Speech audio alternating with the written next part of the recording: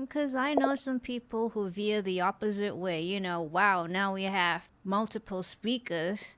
I want to spread everyone out. What do you think, Elliot? No, I've from the first thing I did, which was Hell Freezes Over, I tried to experiment as I went through the show. It was a live show, and I started off initially putting everything in the front and mainly just putting reverbs in the rear. But as we got further into the record, I started putting things in different places. And what I ended up doing is keeping the band, the Eagles, pretty much in the front, left, center, right, and maybe pull them out a bit into the room. But there were a lot of extra musicians there. There were strings and horns and extra keyboards, extra singers, and I started to move them around. So by the time I got to the end of the record, everybody was all over the place.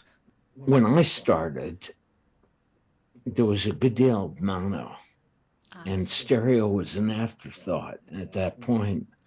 And we did separate mixes. Bob, you must have done separate mixes as well, right? I don't know if I did separate mixes, but we used to have to compromise the stereo mix so it sounded all right in mono and bring not put anything too extreme. And for me, with 5 on, it was experimentation, just being able to put things in different places and understanding how this music, which you've known for years, reacted. What was the point of view? Could you have something in the right rear speaker and have it not taken away from the overall method, like Bob was talking about? Exactly. Where you still maintain the focus of the song, but now you've got other stuff coming out of the rear. Yeah, and you can do that with strings and synthesizers and pads. Exactly. Elliot, do you do any creative sound manipulation to try and fit the ensemble in a surround or immersive environment? I can't get the word out.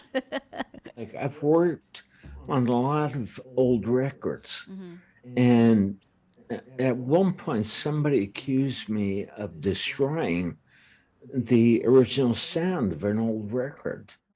It didn't feel like that to me, and the artist was involved, and they thought it sounded great. So it was just a matter of opinion. I do try to maintain what the original record sounded like. I don't want to be accused of destroying something. If I want to hear a Springsteen record that Bob mixed, yet somebody else did the Atmos on it, and I said, well, I'm going to go to iTunes and get the original stereo.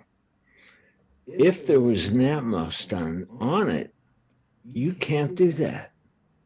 So I'd now be hearing a down mix of the Atmos version of the record, and the stereo version doesn't relate to what Bob had done.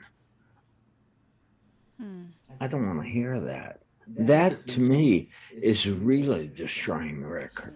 Please like and subscribe if you enjoyed my channel. Thanks.